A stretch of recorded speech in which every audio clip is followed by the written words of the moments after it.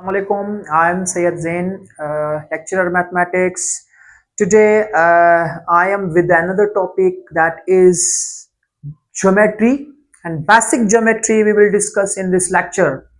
And for the basic classes and the very the geometry is actually the combination of the two words geo and metron. So geo means earth, metron means the measurement. So actually the geometry is the branch of mathematics in which we study about the shapes, sizes, positions, angles, spaces. These all things we discuss in the geometry, especially the and this geometry, there are so many applications of the geometry. इस geometry की बहुत सारी application है, कहाँ कहाँ इस्तेमाल होती है, बिल्डिंग्स में, बिल्डिंग डिजाइंस में, कंप्यूटर सिस्टम में. There are so many applications. अगर हम बात करेंगे तो बहुत हो जाएगा, लेकिन यहाँ पर हम ज्योमेट्री में से सिर्फ कुछ फिगर्स में ले रहा हूँ. फॉर सपोज सबसे पहले हम कहते हैं दैट क्वाड्रिलेटरल. तो the first you should know that what the quadrilateral is. Quadrilateral is a figure which is made by the four vertices.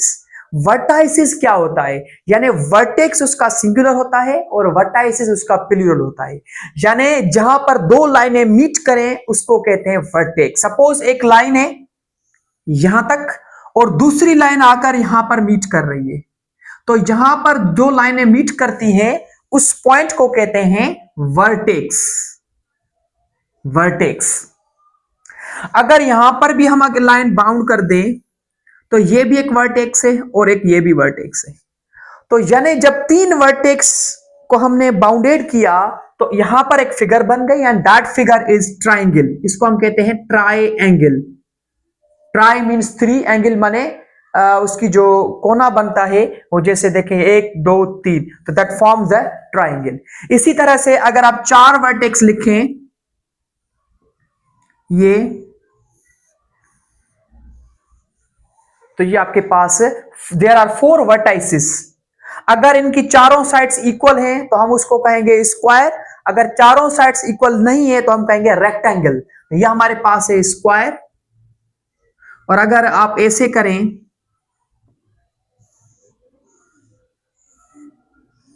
अब ये है रेक्टेंगल. तो क्वाड्रिलेटरल हम किसको कहते हैं? क्वाड्रिलेटरल मीन्स जिसमें फोर साइड्स हो, फोर वर्टाइसेस हो, तो इसको हम कहते हैं quadrilateral. This is not a quadrilateral, this is just a triangle. ये ट्राइंगल मैंने इसीलिए लिखा ताकि आपको वर्टेक्स समझाने के लिए कि वर्टेक्स क्या होता है. तो यहां पे इसमें चार वर्टेक्स हैं तो यानी चार साइड्स बनेगी. तीन वर्टेक्स होंगे तो तीन साइड्स बनेगी. पांच वर्टेक्स होंगे तो पांच साइड बनेगी. तो उसको हम कहते हैं पॉलीगॉन, जो पांच साइड वाले होते हैं. और ये हमारे पास है क्वाड्रिलेटरल्स. ठीक है. तो अब सबसे पहले हम आते हैं कि अगर हमारे पास स्क्वायर है, फॉर सपोज यदि चार साइड्स इक्वल है इसकी,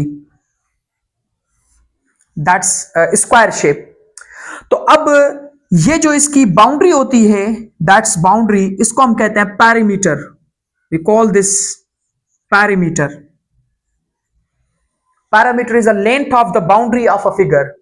तो अब सपोज ये स्क्वायर है तो ये भी 4 सेंटीमीटर, ये भी 4 सेंटीमीटर, ये भी 4 सेंटीमीटर और ये भी 4 सेंटीमीटर. तो पैरामीटर कैसे कैलकुलेट करते हैं? Sum of all the sides, जितने भी साइड्स हैं उनको प्लस करें. 4 plus 4 plus 4 plus 4 equal to that 16 centimetre. तो इस फिगर का जो पैरामीटर है वो कितना है? 16 सेंटीमीटर है. तो जब आपसे पैरामीटर का पूछा जाए तो आपने चारों साइडों को जस्ट प्लस करना है. इसी तरह से रेक्टेंगल का भी पैरामीटर कैसे फाइंड करते हैं? सपोज अगर ये 6 सेंटीमीटर है तो इसकी सामने वाली लाइन भी 6 सेंटीमीटर और ये 4 सेंटीमीटर, तो इसके सामने वाली लाइन भी 4 सेंटीमीटर. तो अगर इसका पैरामीटर फाइंड करना हो तो just you have to sum up all the sides, like 6 plus 6 plus 4 plus 4. तो you know that 12 16 20 centimeter. This is the parameter of this given rectangle whose sides are 4 and 6. इसी तरह से parameter square और rectangle का हम इस तरह से फाइंड करते हैं. और पैरामीटर के साथ साथ हमसे पूछा जाता है area. And area is what? Area is a space covered by the length. Suppose ये जो इसका ये वाला जो हिस्सा है इसको हम कहते हैं area. That's area. And this is actually the area. ये वाला जो हिस्सा है इसको हम कहते हैं area. So this is area of square and that's the area of rectangle. तो एरिया का फार्मूला क्या है? Very simple. अगर आपसे एरिया पूछना है तो length into length for the square, क्योंकि स्क्वायर में चारों साइड्स बराबर होती हैं, तो हम उसको ये भी लेंथ, ये भी लेंथ, ये भी लेंथ, लेंथ ही कहेंगे। तो इसीलिए आप क्या करेंगे कि कोई भी दो साइड्स मल्टीप्लाई कर दें, जैसे 4 एंड 4, तो 4 multiply 4 which will be 16 square centimetre. Square हमें देना है क्योंकि हम मल्टीप्लाई कर रहे हैं, तो एरिया 2 डायमेंशनल होता है, तो A इज 16 स्क्वायर सेंटीमीटर। ये इसी तरह से अगर आपसे रेक्टेंगल का एरिया पूछा जाए कि इसका ये कितना स्पेस घेरा हुआ है इस फिगर में, तो area of the rectangle is, you have to, the formula will be length into width, क्योंकि इस केस में दोनों डिफरेंट है, ये लेंथ और ये विड्थ, ये लेंथ और ये विड्थ, तो ये दोनों डिफरेंट हैं, इसीलिए हम एल इंटू बी कर रहे हैं। लेकिन एरिया में चारों साइड्स सेम है, इसीलिए हम लेंथ इंटू लेंथ कह रहे हैं। एक्चुअली फार्मूला दोनों के लिए सेम है, दो साइड्स मल्टीप्लाई कर दें सिंपली। अगर स्क्वायर है कोई भी दो साइड मल्टीप्लाई कर दें, अगर रेक्टेंगल है तो लेंथ और विड्थ मल्टीप्लाई कर दें। तो area of rectangle can be calculated by the formula length into width, where length is 6 centimetre and the width is 4 centimetre. So 6 4s are 24 square centimetre. जबकि पैरामीटर हम निकालते हैं तो उसमें हम स्क्वायर नहीं देंगे क्योंकि हम सम अप कर रहे हैं, लेकिन एरिया में हम स्क्वायर देंगे क्योंकि हम मल्टीप्लाई कर रहे हैं, तो centimetre into centimetre will be square centimetre, तो 24 स्क्वायर सेंटीमीटर। तो in this way you can find out the parameter and the area of the quadrilateral. Quadrilateral में से हमने कौन से लिए? स्क्वायर और रेक्टेंगल। जबकि एक रोम्बस भी होता है जो उनकी भी चारों साइड्स इक्वल होती हैं, लेकिन थोड़ा उनकी हर एंगल 90 की नहीं होती, तो वो भी आपके पास क्वाड्रिलेटरल है। और दूसरा होता है पैरेललोग्राम, वो भी रेक्टेंगल की तरह होता है, लेकिन रेक्टेंगल में हर एंगल 90 की होती है और पैरेललोग्राम में हर एंगल 90 की नहीं होती, तो उनको हम कहते हैं क्वाड्रिलेटर।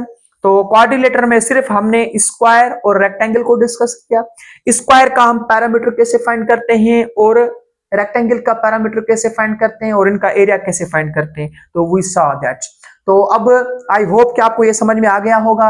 अब हमारे ऑनलाइन क्लासेस में सीक्वेंस से लेक्चर जाएंगे, जिन्हें भी वो क्लास ज्वाइन करनी है तो आप खुद को रजिस्टर करवाएं, नंबर चल रहा है उस पर आप कॉन्टेक्ट करें, तो हम उस क्लास में आपको शामिल करेंगे and you will learn more. Thank you so much.